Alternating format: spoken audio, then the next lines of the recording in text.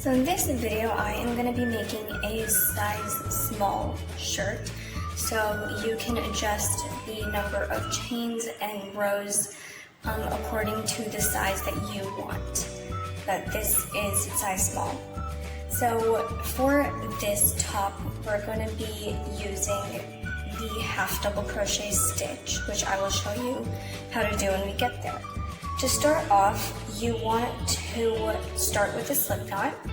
So you're just going to wrap around your finger and overlap it. Then pull the bottom down under the loop. Insert your hook and pull that strand up just like that and tighten. And this is a slip knot. Now for the base, we're going to be going horizontally. So you're going to chain a number of chains from your chest down to your waist. So you can use a measuring tape to measure the size that you need. For me, I'm going to be chaining 41. So you're just going to yarn over and pull through, just like that. And that is one chain. So you're just going to do this till you have the right length of chains that you need. Okay, I have 41 chains. Now I'm just going to add one extra because we're going to be skipping this one and going into the second one. And that is where we're going to be starting row 1.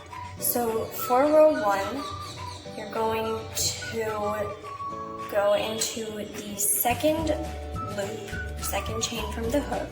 So skip the chain that you made last, and we're going to go in here. But before that, you want to yarn over because we are doing a half double crochet. So for half double crochet, yarn over, go into the chain, yarn over and pull through the first loop, and now you'll have 3 loops on your hook. You're going to yarn over, pull through the first 3, just like that. And this is a half double crochet. So again, yarn over, go into the next chain, yarn over and pull through the first loop, yarn over and pull through all 3, just like that. Now, if you want to make it easier to find out where you started, you can always add a place marker if you want, although you don't really need it for this kind of a stitch. So yeah, what you're going to do is you're just going to do 1 half double crochet in each chain all the way across throughout the entire row, and by the end you should have the same number of half double crochets that you made chains. So I should have 42 half double crochets. So I'm just going to go ahead and do that all the way across the entire row. Okay, so this is one entire row. This is going to be the length of the top. Now, to start the next row, we're going to do the same thing, just half double crochet all the way across, and this is basically going to be for the entire top. So let me just show you how to start the next row. Now, when you start, you're going to make, this is going to be the chain 1 for the second row. So if you remember in the first row, I added an extra chain from what I actually needed because we would be skipping that chain. So instead of chaining 1, we're going to chain 2 because this is a half double crochet. So I'm just going to chain 2, and this will act as 1 half double crochet, just like that. So instead of having to go into some random corner and making a half double crochet, you can just chain 2. And then you're just going to flip your work and continue. So again, yarn over, go into the next chain. So you're just going to skip this one that we just made. You're going to go into the next chain, just like that. Yarn over and pull through, and then yarn over and pull through all 3, just like that. And you're going to do this all the way across, and every time you get to a new row, again, chain 2, flip over, and continue. So basically, you're just going to repeat this for as many rows as you need. I think I need around 64 to 65 rows, but you can make yours based on how tight you want it or how loose you want it. Basically, if you wrap this around your chest, then it should close around your body completely. And once you do that, you will have a pretty long panel, and I will show you what to do once you get there. So just make as many rows as you need and repeat the same process. Okay, so I'm finally done with all 65 rows. This is the final panel. It's folded like this. This is where we'll be stitching it to join the two ends to form the torso. But before that, this part is optional, so you don't have to do this if you are not going to. You can definitely skip this part. But I am going to form a border around the entire panel to smoothen the edges and add a bit of length as well. So to do that, I'm just going to start at this corner.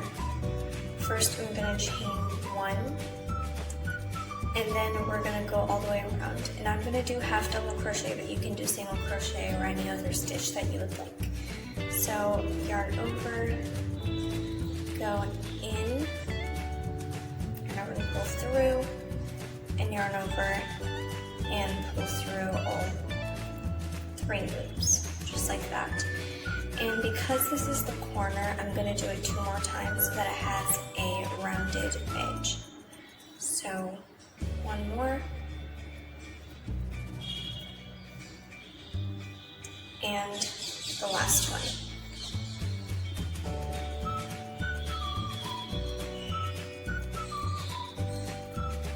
Just like that. And I'm just going to go ahead and do half double crochets all the way across, and make sure to do 3 half double crochets at each corner. Okay, so I am done with the border, and now I'm going to close it off. So I'm just going to go into that first half double crochet that I made before.